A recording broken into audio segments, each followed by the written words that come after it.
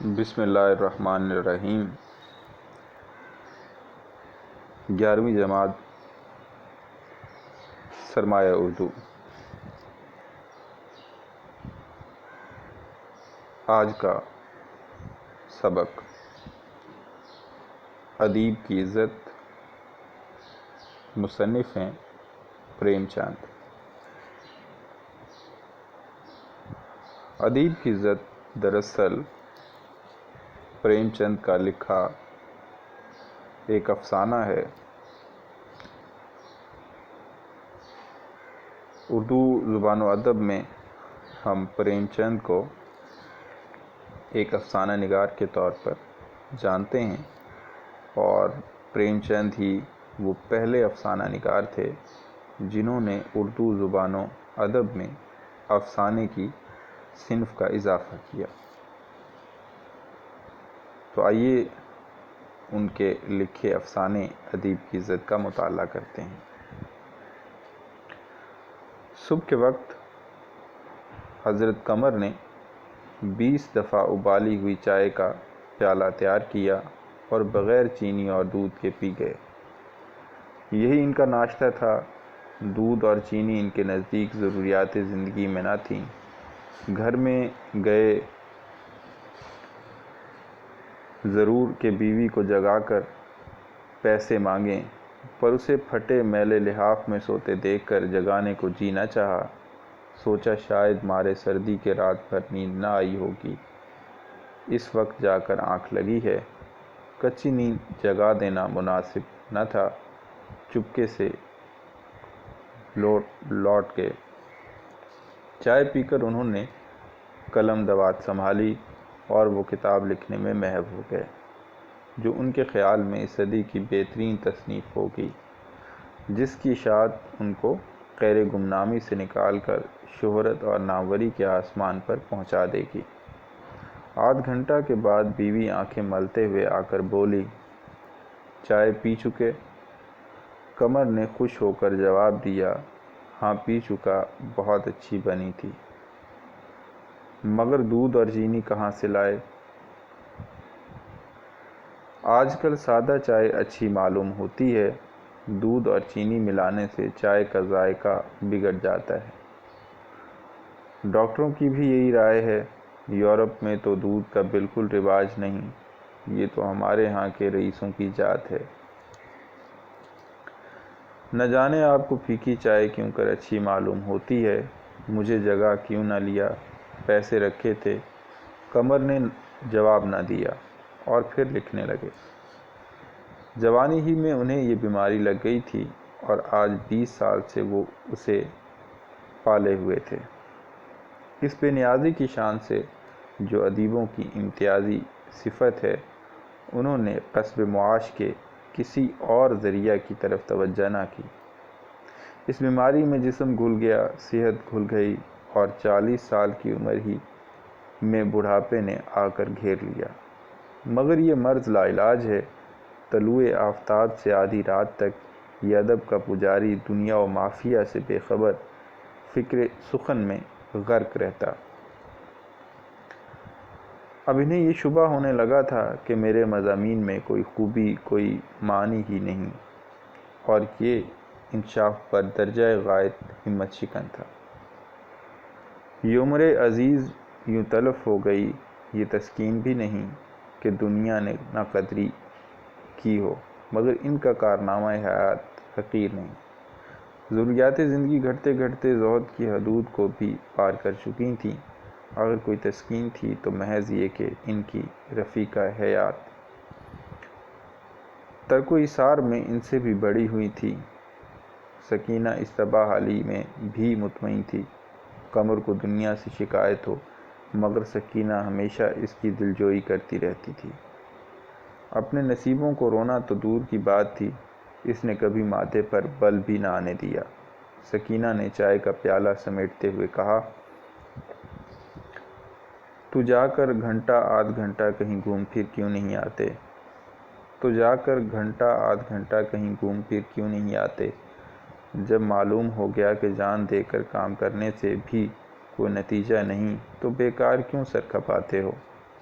قمر نے بغیر قلم اٹھائے ہوئے کہا، لکھنے میں کم از کم یہ تسلی تو ہوتی ہے کہ کچھ کر رہا ہوں، سیر کرنے میں تو مجھے ایسا معلوم ہوتا ہے کہ وقت ضائع ہو رہا ہے۔ یہ اتنے لکھے پڑھے آدمی ہر روز ہوا کھانے جاتے ہیں تو یہ کیا اپنا وقت ضائع کرتے ہیں؟ مگر ان میں زیادہ تر وہی لوگ ہوتے ہیں جن کو سیر کرنے سے مالی نقصان نہیں ہوتا۔ اکثر تو سرکاری ملازم ہوتے ہیں جن کو ماہوار تنخواہ مل جاتی ہے، یا ایسے لوگ ہوتے ہیں جن کی عوام میں عزت ہے۔ میں تو مل کا مزدور ہوں۔ تم نے کبھی مزدوروں کو بھی ہوا کھاتے دیکھا ہے؟ جنہیں کھانے کی کمی نہیں، ان کو ہوا کی ضرورت ہے۔ جنہیں روٹیوں کے لالے ہیں وہ ہوا کیا کھائیں گے؟ پھر تندرستی اور لمبی عمر کی بھی انہی کو ضرورت ہے۔ اس بار کو سر پر کچھ دن اور اٹھائے رکھنے کی خواہش مجھے کیا ضرور ہے؟ سکینہ نے مایوسی میں ڈوبی ہوئی باتیں سنی تو آنکھوں میں آنسو بھر آئے اور اندر چلی گئی۔ اس کا دل کہتا تھا اس تپ کا پھل ایک دن انہیں ضرور ملے گا۔ دولت حاصل ہو نہ ہو، لیکن قمر صاحب یاس کی حد تک جا پہنچے تھے جہاں سے سمت مخالف میں طلوع ہونے والی امید کی سرخی بھی نہیں دکھائی دیتی۔ ایک رئیس کے یہاں کوئی تقریب ہے، اس نے حضرت قمر کو بھی مدعو کیا ہے۔ آج ان کا دل خوشی کے گھوڑے پر بیٹھا ہوا ناچ رہا ہے۔ سارے دن وہ اسی تخیل میں محو رہے، راجہ صاحب کن الفاظ میں ان کا خیر مقدم کریں گے اور وہ کن الفاظ میں ان کا جواب دیں گے، کن مضامین پر گفتگو ہوگی اور کن کن اصحاب سے ان کا تعارف کرایا جائے گا۔ سارا دن وہ انہی خیالات کے لطف اٹھاتے رہے۔ اس موقع کے لیے انہوں نے ایک نظم بھی تیار کی جس میں انہوں نے زندگی کو ایک باغ سے تشبیہ دی تھی۔ سراب ہستی ان کے زیور طبع کے لیے زیادہ موزوں چیز تھی، مگر وہ آج رئیسوں کے جذبات کو ٹھیس نہ لگا سکتے تھے۔ دوپہر ہی سے انہوں نے تیاریاں شروع کیں، حجامت بنائی، صابن سے نہائے، سر میں تیل ڈالا۔ دقت کپڑوں کی تھی۔ مدت گزری جب انہوں نے ایک اچکن بنوائی تھی۔ اس کی حالت بھی ان کی سی تھی جیسے ذرا سی سردی یا گرمی سے انہیں زکام یا سر درد ہو جاتا تھا، اسی طرح وہ اچکن بھی نازک مزاج تھی۔ اسے نکالا اور جھاڑ پونچھ کر رکھا۔ سکینہ نے کہا، تم نے ناحق وہاں جانا منظور کیا، لیکن لکھ دیتے میری طبیعت ٹھیک نہیں، ان پھٹے حالوں جانا تو اور بھی برا ہے۔ قمر نے فلاسفروں کی سی سنجیدگی سے کہا، جنہیں خدا نے دل اور سمجھ دی ہے وہ آدمیوں کا لباس نہیں دیکھتے، ان کے منہ دیکھتے ہیں۔ آخر کچھ بات تو ہے کہ راجہ صاحب نے مدعو کیا ہے۔ میں کوئی عہدیدار نہیں، زمیندار نہیں، جاگیردار نہیں، ٹھیکہ دار نہیں، معمولی ایک شاعر ہوں۔ شاعر کی قیمت اس کی نظمیں ہوتی ہیں۔ اس نقطہ نگاہ سے مجھے کسی کے سامنے نادم ہونے کی ضرورت نہیں۔ سکینہ ان کی سادگی پر ترس کھا کر بولی، تم خیالات کی دنیا میں رہتے رہتے حقیقی دنیا سے بالکل بیگانہ ہو گئے ہو۔ میں کہتی ہوں راجہ صاحب کے یہاں لوگوں کی نگاہ سب سے زیادہ کپڑوں ہی پر پڑے گی۔ سادگی ضرور اچھی چیز ہے، لیکن اس کے معنی یہ تو نہیں کہ آدمی بیوقوف ہی بن جائے۔ قمر کو اس دلیل میں کچھ جان نظر آئی۔ اہل نظر کی طرح انہیں اپنی غلطیوں کے اعتراف میں پس و پیش نہ ہوتا تھا۔ بولے، میرا خیال ہے چراغ جل جانے کے بعد جاؤں۔ میں تو کہتی ہوں جاؤ ہی کیوں۔ اب تم کو کیسے سمجھاؤں، ہر شخص کے دل میں اعزاز و احترام کی بھوک ہوتی ہے۔ تم پوچھو گی یہ بھوک کیوں ہوتی ہے؟ اس لیے کہ یہ ہماری روح کے ارتقاء کی ایک منزل ہے۔ ہم اس عظیم و شان طاقت کا لطیف حصہ ہیں جو ساری دنیا میں حاضر و ناظر ہے۔ جز میں کل کی خوبیاں ہونا لازمی امر ہے۔ اس لیے جاہ و رفعت، علم و فضل کی جانب ہمارا فطری میلان ہے۔ میں اس ہوس کو معیوب نہیں سمجھتا۔ ہاں، چونکہ دل میں ذوف ہے، اہل دنیا کی حرف گیریوں کا خیال قدم قدم پر دامن گیر ہو جاتا ہے۔ سکینہ نے گلا چھڑانے کے لیے کہا، اچھا بھائی جاؤ، میں تم سے بحث نہیں کرتی، لیکن کل کے لیے کوئی سبیل سوچتے جاؤ، کیونکہ میرے پاس صرف ایک آنا اور رہ گیا ہے۔ جن سے قرض مل سکتا تھا ان سے لے چکی، اور جس سے لیا اسے دینے کی نوبت نہیں آئی۔ مجھے تو اب اور کوئی صورت نظر نہیں آتی۔ قمر نے ایک لمحہ کے بعد کہا، 2 اخباروں سے روپیہ آنے والا ہے، شاید کل تک آ جائے، اور اگر فاقہ کشی ہی کرنی پڑے تو کیا فکر ہے؟ ہمارا فرض کام کرنا ہے، ہم کام کرتے ہیں اور دل و جان سے کرتے ہیں۔ اگر اس کے باوجود فاقہ کرنا پڑے تو میرا تصور نہیں۔ مر ہی تو جاؤں گا۔ ہمارے جیسے لاکھوں آدمی آئے دن مرتے رہتے ہیں، دنیا کا کوئی کام بند نہیں ہوتا۔ تم ہی کہو، میں جو کچھ کرتا ہوں اس سے زیادہ میرے امکان میں کیا ہے؟ ساری دنیا میٹھی نیند سوتی ہے اور میں قلم لیے بیٹھا رہتا ہوں۔ لوگ سیر و تفریح کرتے ہیں، کھیلتے کودتے ہیں، میرے لیے سب کچھ حرام ہے، یہاں تک کہ مہینوں سے ہنسنے کی نوبت نہیں آئی۔ عید کے دن بھی میں نے تعطیل نہیں منائی۔ بیمار ہوتا ہوں جب بھی لکھتا ہوں۔ سوچو، تم بیمار تھیں اور میرے پاس حکیم کے پاس جانے کے لیے بھی وقت نہ تھا۔ اگر دنیا نہیں قدر کرتی، نہ کرے، اس میں دنیا ہی کا نقصان ہے، میرا تو کوئی نقصان نہیں۔ چراغ کا کام جلنا ہے، اس کی روشنی پھیلتی ہے یا اس کے سامنے کوئی دیوار ہے، اسے اس سے مطلب نہیں۔ میرا بھی ایسا کون دوست، شناسہ یا رشتہ دار ہے جس کا میں شرمندہ احسان نہیں۔ یہاں تک کہ اب گھر سے نکلتے بھی شرم آتی ہے۔ اطمینان صرف اتنا ہے کہ لوگ مجھے بد نیت تصور نہیں کرتے۔ خواہ وہ میری کچھ زیادہ امداد نہ کر سکیں، مگر انہیں مجھ سے ہمدردی ہے۔ میری خوشی کے لیے اسی قدر کافی ہے کہ آج مجھے ایک رئیس نے بلایا ہے۔ پھر مانن ان پر نشہ سا چھا گیا، غرور سے بولے، نہیں اب رات کو نہ جاؤں گا۔ جسے راجہ لوگ مدعو کریں وہ ایسا ویسا آدمی نہیں ہو سکتا۔ راجہ صاحب معمولی رئیس نہیں۔ اگر اب بھی کوئی مجھے معمولی آدمی سمجھے تو اس کی عقل کا فطور ہے۔ شام کے وقت حضرت قمر اپنی پھٹی پرانی اچکن، سڑے ہوئے جوتے اور بے تکی سی ٹوپی پہنے گھر سے نکلے تو گنوار اچکے سے معلوم ہوتے تھے۔ ڈیل ڈول اور چہرے میرے کے آدمی ہوتے تو اس ٹھاٹھ میں بھی ایک شان ہوتی۔ فربہی بجائے خود باروب شے ہے، مگر ادبی خدمت اور فربہی میں خدا واسطے کا بیر ہے۔ اگر کوئی ادیب موٹا تازہ ہے تو سمجھ لیجئے کہ اس میں سوز نہیں، لوچ نہیں، دل نہیں۔ پھر بھی اکڑے جاتے تھے، ایک ایک عضو سے غرور ٹپکتا تھا۔ یوں گھر سے نکل کر وہ دکانداروں سے آنکھ بچا کر نکل جاتے تھے، مگر آج وہ گردن اٹھائے ان کے سامنے سے جا رہے تھے۔ آج وہ ان کے تقاضوں کا دندان شکن جواب دینے کو تیار تھے، مگر شام کا وقت تھا، ہر ایک دکان پر خریداروں کا ہجوم تھا۔ کوئی ان کی طرف نہیں دیکھتا۔ جس رقم کو وہ بہت زیادہ سمجھتے تھے وہ دکانداروں کی نگاہوں میں معمولی تھی، کم از کم ایسی نہ تھی جس کی خاطر وہ کسی کی عزت اتار کر رکھ دیں۔ حضرت قمر نے ایک مرتبہ سارے بازار کا چکر لگایا پر جی نہ بھرا، تب دوسرا چکر لگایا، اس سے بھی کچھ نہ بنا، تب وہ خود حافظ صمد کی دکان پر جا کر کھڑے ہو گئے۔ حافظ صاحب بساتی کا کام کرتے تھے۔ قمر کو دیکھ کر بولے، واہ حضرت، ابھی تک چھاتے کے دام نہیں ملے۔ ایسے 150 گاہک مل جائیں تو دیوالا نکل جائے۔ اب تو دن بہت ہو گئے۔ حضرت قمر کی باچھیں کھل گئیں، دل کی مراد پوری ہوئی۔ بولے، میں بھولا نہیں ہوں حافظ صاحب، ان دنوں کام کی اس قدر زیادتی رہی کہ گھر سے نکلنا دشوار تھا۔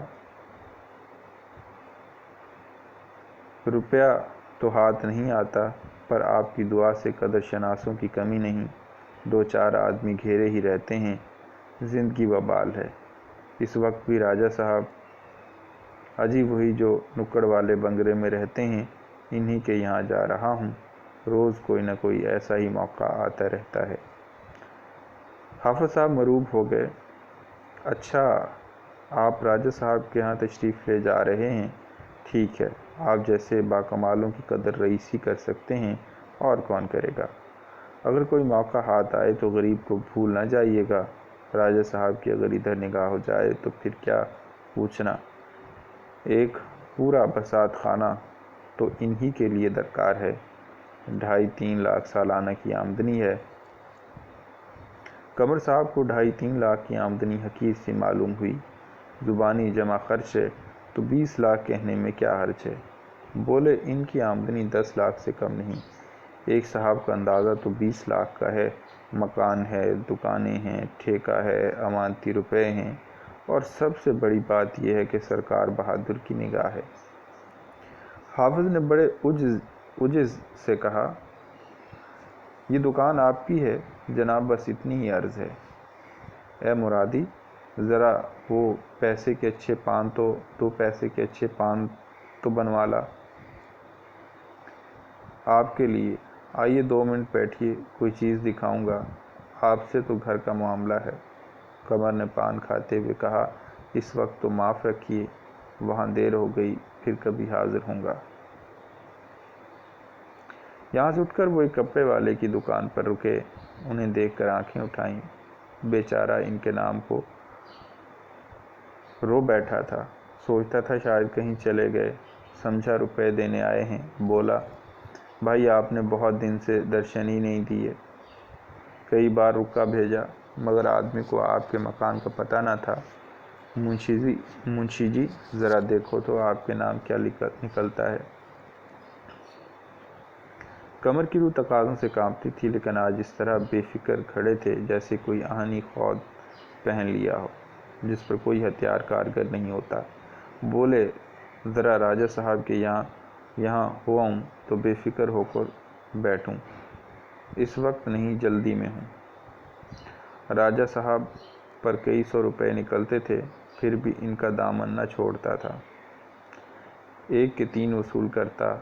اس نے قمر کو بھی اس جماعت میں رکھ لیا جس کا پیشہ رئیسوں کو لوٹنا ہے۔ بولا، پان تو کھاتے جائیے جناب، راجہ صاحب 1 دن کے ہیں، ہم تو 12 مہینوں کے ہیں۔ کچھ کپڑا درکار ہو تو لے جائیے، عید آ رہی ہے۔ موقع ملے تو راجہ صاحب کے خزانچی سے کہنا، پرانا حساب بہت دنوں سے پڑا ہے، اب تو صاف ہو جائے۔ اب ہم ایسا کون سا نفع لیتے ہیں کہ 2 سال تک حساب ہی نہ ہو۔ قمر بولے اس وقت پان وان رہنے دو بھائی، دیر ہو جائے گی۔ جب انہیں مجھ سے ملنے کا اس قدر اشتیاق ہے اور میرا اتنا ادب کرتے ہیں تو میرا بھی فرض ہے کہ انہیں تکلیف نہ ہونے دوں۔ ہم تو قدردانی چاہتے ہیں، دولت کے بھوکے نہیں۔ کوئی ہمیں چاہے تو ہم اس کے غلام ہیں، کسی کو ریاست کا غرور ہے تو ہمیں بھی اپنے علم و کمال کا غرور ہے۔ حضرت قمر راجہ صاحب کے بنگلے کے سامنے پہنچے تو دیے جل چکے تھے۔ امیروں اور رئیسوں کی موٹریں کھڑی تھیں۔ دروازے پر وردی پوش دربان کھڑے تھے۔ ایک صاحب مہمانوں کا استقبال کر رہے تھے۔ قمر کو دیکھ کر وہ جھجکے، پھر انہیں سر سے پاؤں تک دیکھ کر بولے، آپ کے پاس کارڈ ہے؟ قمر صاحب کی جیب میں کارڈ تھا، مگر اس مطالبے پر انہیں غصہ آ گیا۔ انہی سے کیوں کارڈ مانگا گیا تھا؟ اوروں سے تو کوئی پوچھتا نہیں۔ بولے، میرے پاس تو کوئی کارڈ نہیں، اگر آپ دوسروں سے کارڈ مانگتے تو میں بھی دکھا دیتا، ورنہ میں اسے اپنی توہین سمجھتا ہوں۔ آپ راجہ صاحب سے کہہ دیجیے گا قمر آیا تھا، لوٹ گیا۔ وہ بولے، نہیں جناب، اندر چلیے، آپ سے تعارف نہ تھا، معاف فرمائیے۔ آپ ہی جیسے اصحاب سے تو محفل کی رونق ہے۔ خدا نے آپ کو کمال عطا فرمایا ہے کہ سبحان اللہ۔ اس شخص نے قمر کو کبھی نہ دیکھا تھا، مگر اس نے جو کچھ کہا وہ ہر ایک مصنف، ہر ایک شاعر کے متعلق کہا جا سکتا ہے، اور ہمیں یقین ہے کہ کوئی ادیب اس داد سے مستثنی نہیں۔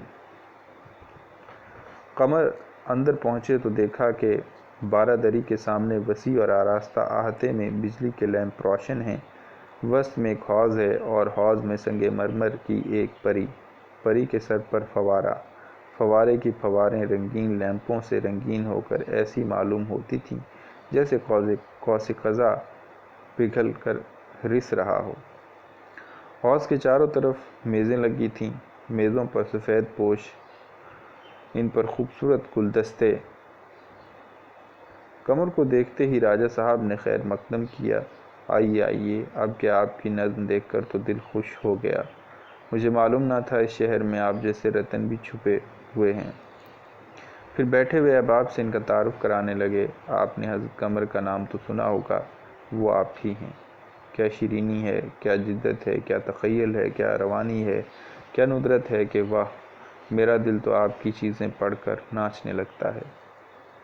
ایک صاحب نے جو انگریزی سوٹ میں تھے، قمر کو ایسی نگاہوں سے دیکھا گویا وہ چڑیا گھر کا کوئی جانور ہو، اور بولے، آپ نے انگریزی شاعری کا بھی مطالعہ کیا، بائرن، شیلے، ٹینیسن وغیرہ؟ قمر نے بے اعتنائی سے جواب دیا، جی ہاں، تھوڑا بہت دیکھا ہے۔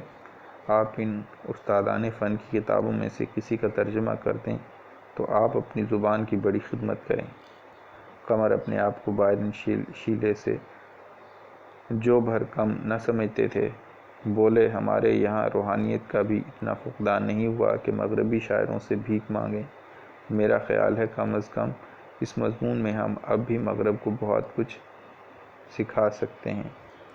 انگریزی پوش صاحب نے قمر کو پاگل سمجھا۔ راجہ صاحب نے قمر کو ایسی نگاہوں سے دیکھا گویا کہہ رہے ہوں، ذرا موقع و محل دیکھ کر باتیں کرو، اور بولے، انگریزی لٹریچر کا کیا کہنا، شاعری میں تو اس کا جواب نہیں ہے۔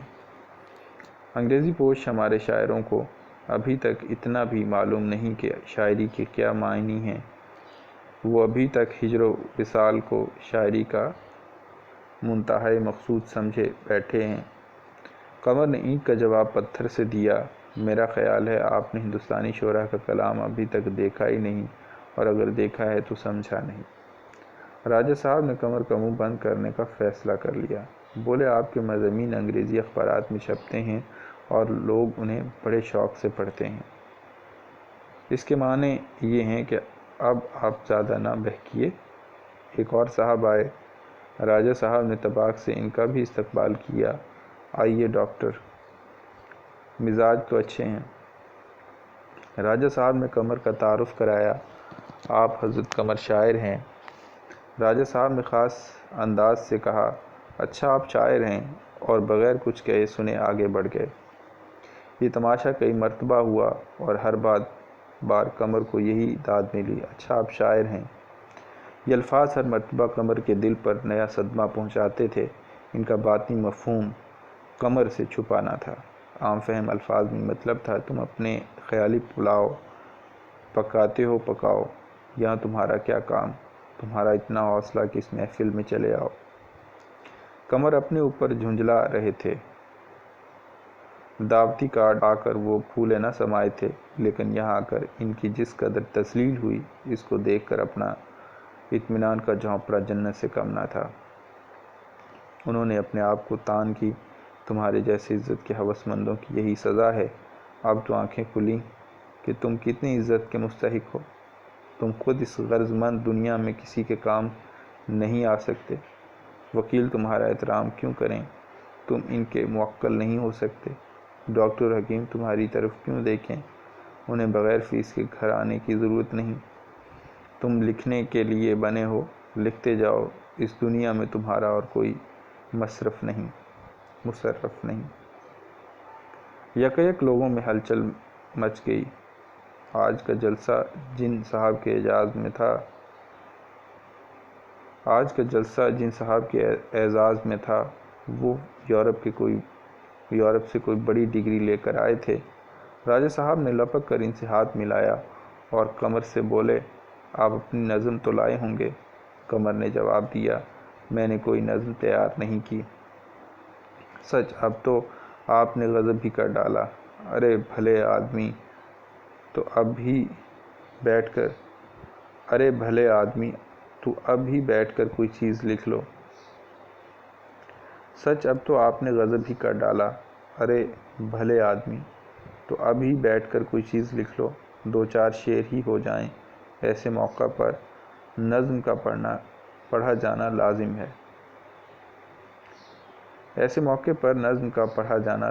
ہے۔ میں اس قدر جلد کوئی چیز نہیں لکھ سکتا۔ میں نے بیکار اتنے آدمیوں سے آپ کا تعارف کرایا، بالکل بیکار۔ ارے بھائی جان، کسی پرانے شاعر ہی کی کوئی چیز سنا دیجئے۔ یہاں کون جانتا ہے؟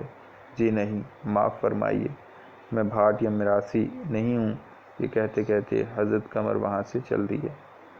گھر پہنچے تو ان کا چہرہ کھلا ہوا تھا۔ سکینہ نے خوش ہو کر پوچھا، اتنی جلدی کیوں چلے آئے؟ میری وہاں ضرورت نہ تھی۔ چہرہ کھلا ہوا ہے، خوب عزت افزائی ہوئی ہوگی، ایسی کہ خواب میں بھی امید نہ تھی۔ خوب خوش ہو رہے ہو؟ اس لیے کہ آج مجھے ہمیشہ کے لیے سبق مل گیا۔ میں چراغ ہوں اور جلنے کے لیے ہوں۔ میں یہ بات بھول گیا تھا، مگر خدا نے مجھے زیادہ بھٹکنے نہ دیا۔ میرا یہ جھونپڑا ہی میرے لیے جنت ہے۔ میں نے آج سمجھ لیا کہ ادبی خدمت پوری عبادت ہے۔ آخری تحفہ بقلم پریم چند۔ اللہ حافظ۔